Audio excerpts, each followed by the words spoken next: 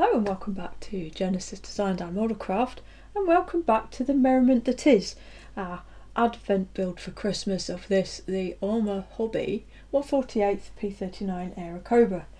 And the presence of a cup of tea in the shot can only mean one thing. It means that I have a snack for you, another somewhat festive snack, and today's snack is, in fact, let's move you over here, boom, Terry's chocolate orange. So, again, not a specifically festive treat, but in my family, when I was growing up, when I was very small, we used to have a thing where on Christmas morning there would be a stocking at the foot of your bed that obviously your mum or your dad had filled up in the night. Our stockings were actually pillowcases, and they would have little nif naff and triv in them. And when we were younger they had actual oranges in them, which is of course incredibly tedious. I'm not sure any of those oranges ever got eaten. But as we got older we graduated to Terry's chocolate oranges instead of actual nutritious ones. And so here it is. This is still a massively popular thing around Christmas time. There was an entire pallet of these in the aisle of the Morrisons from whence I bought this. I feel like most people are going to know what this is already, and they'll certainly get the idea straight away. And this is in fact the reason that I got the mint matchmakers rather than the orange matchmakers, because I actually prefer the orange ones. So here it is, Terry's chocolate orange. Can you tell what it is yet? And who can forget those adverts with Dawn French? It's not Terry's, it's mine. So in the wrap here you do have, oh, it's already broken, oh the shame. They're supposed to stay together and you're supposed to whack it so the segments all come free. There we go. An orange. An orange made out of chocolate. So let's get one of these wafer-thin segments and just... So, as you may imagine, it is simply some chocolate with orange flavouring. But it's very nice orange flavouring. And there's way more there than I want to eat. Luckily, I have a 12-year-old child who will eat it all for me. And that's washed down with the obligatory cup of tea.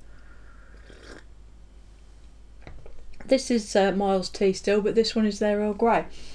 And their Earl Grey is really nice because it's like a proper strong English tea taste with an Earl Grey sort of twist rather than the Twinings, which is more just of an Earl Grey. It's quite a weak taste in comparison. This is quite nice. I am a big fan of Miles tea, definitely. So, the Era Cobra then. Oh, cheers. So it's Monday now, Monday evening. What time are we on? 6:30. Been at work today, and I've been working on this since I got home. I did a bit of work over the weekend, but I didn't get as much bench time as I'd have liked, because the weekend it means other things have to be done. Much excitement was had. I had to pull a friend's car out of a hedge, for instance. Let's all go here. That is a great combination. So you could be forgiven for thinking that really not much has changed, and in reality not much has changed, but I have titivated all the panel lines and whatnot around the front. I've fitted the vents, the 3D printed vent corrections are on. You may recall I mentioned gluing things on with this. This is entirely pointless for use as a gloss, by the way, but it has many other uses, and I did actually stick these vents on with it. You just put the vent where you want it and use a fine paintbrush and just let the gloss clear, it will capillary all around the part, and when it dries it will sort of shrink the part down onto the surface and it will hold it there.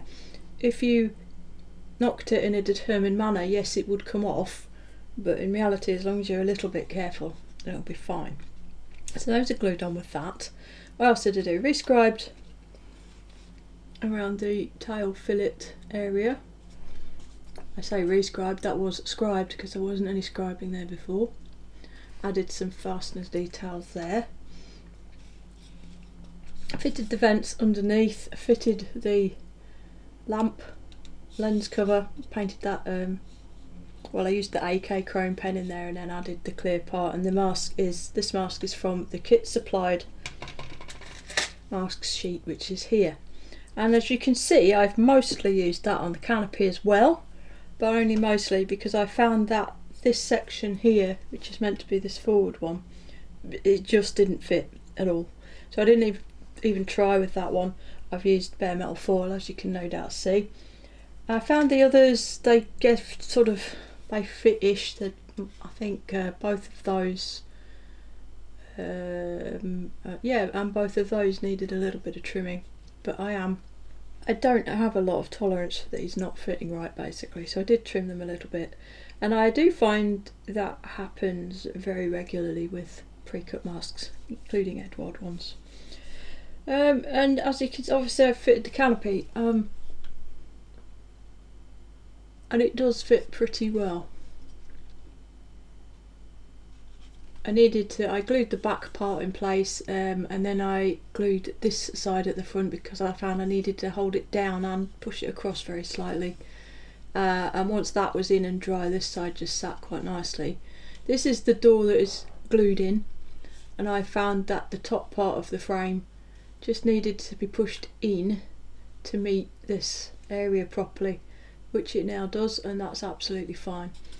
This door is held in at this time with blue tack. It's not permanently fixed yet, and the reason for that is so that if any sort of overspray creeps into the inside here, I'll be able to clean it back out again with a micro brush, and then I can fit that door back on again. So what I'm going to do now, just while we're chatting, is put a little bit of Mr. Surfacer around where the canopy fits down, so that can be going off overnight. And what I like to do, this is 500, I like to just grab a big brush full of the stodge. I never mix this up. Grab a big brush full of the stodge, and then I just try and apply it fairly neatly, because all I want to do with it is just slightly fill the sort of panel joint, if you like, between the transparent part and the fuselage itself, just to help it look a little bit more incorporated than it otherwise would.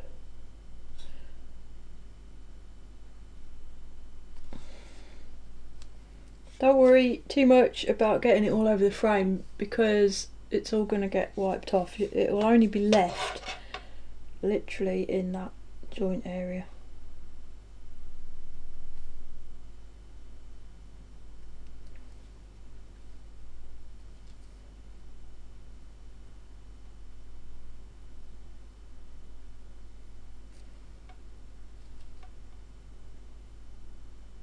Just like this.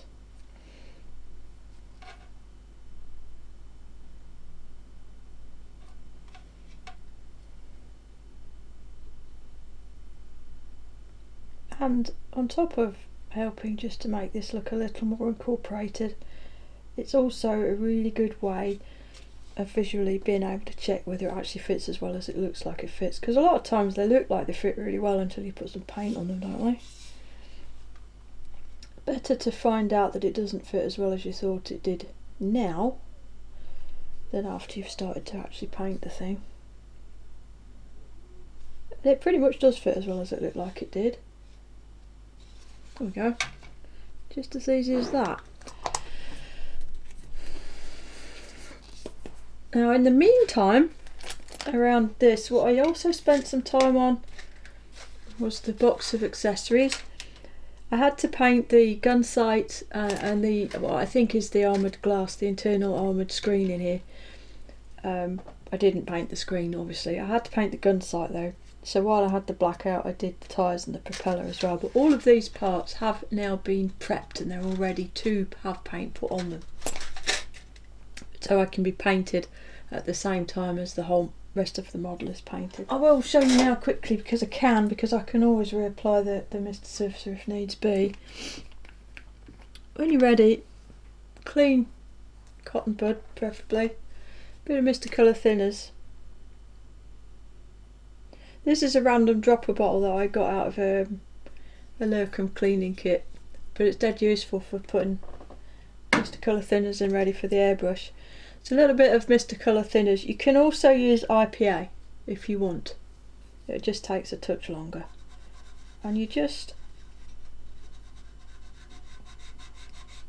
go across the area with the Mr. Surfacer on it.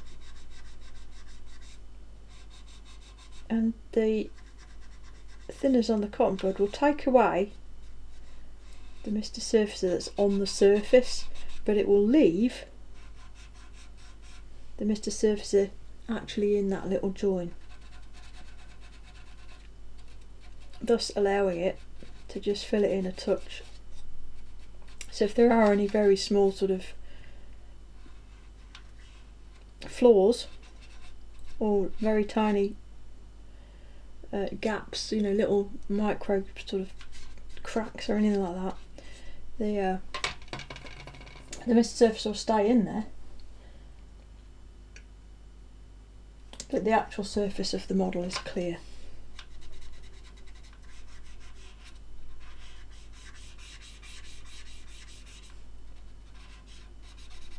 Just like that. And it will, I'm sure, be hard to see that the Mr. Surfacer is even in there, but I can assure you it is. You can see though, from what I haven't cleaned off, that is a pretty decent fit. So that's it. I haven't yet masked the wheelbase. I will mask them. I will mask them with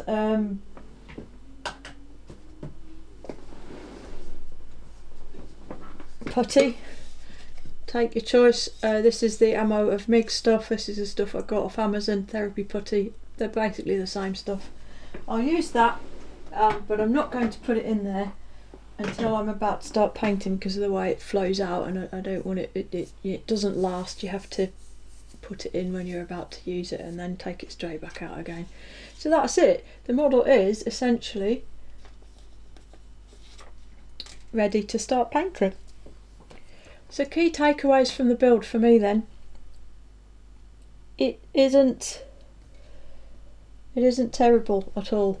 I have heard and seen a few sort of, I won't call them horror stories because there's no horror involved, is there?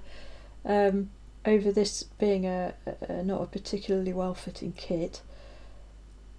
I can see why people would come to that conclusion, don't get me wrong, but the basics are there. The design work is correct, and where this kit is lacking a little is in execution, and it's something we're just starting to see more and more, aren't we? You know, I'm talking about Airfix and Revel here, obviously. Great design work, poor execution. So something will fit, but only if you properly prepare all the parts. And there are a lot of modelers out there these days that don't think they should have to bother themselves with that kind of thing. I've not found anything here that just really didn't fit. The wing in the end did. I had to trim and change a few little bits and pieces, but I have detailed what I did. More importantly, hopefully what you can take away from the details I gave you is the way to go about looking, fault finding if you like. Why doesn't it fit? There's almost always a reason, and I found that when all the parts were properly prepared, as per with the fuselage join, the fit was absolutely beautiful. The canopy fits well, and I can tell you from experience that the Edward one does not. So my challenge for you for the day: go find a build online of the Edward Aerocoba with the doors closed. I'll wait. There may be one or two, but the doors on the Edward kit simply don't fit. They just don't. I had to cut mine in half to get them to fit.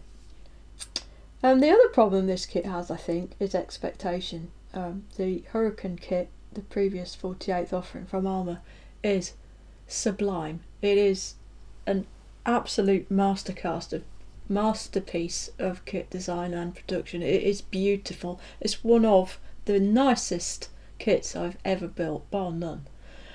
Certainly top 3. And unfortunately this kit isn't on that level. We'll talk more about that at the end of the series, I think.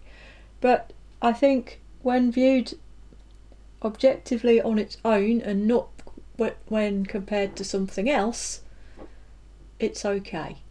It needs a little bit of work, a little bit of prep. I personally don't see that as being a bad thing. If you do, then that's fair enough. But forewarned is forearmed. If you know you're going to need to do a little bit of prep, and if you look at what I've done, and there's a couple of other guides online, you shouldn't really have too much trouble. So that's it until the next update, where I will be applying or have applied some paint to this model. That'll do for this one. So I'll go and hide my chocolate orange from my daughter and get this edited for you. As always, thank you very much for watching. And with all of that said, I think it only remains for me to say, until next time, look after yourselves, look after each other. Genesis out.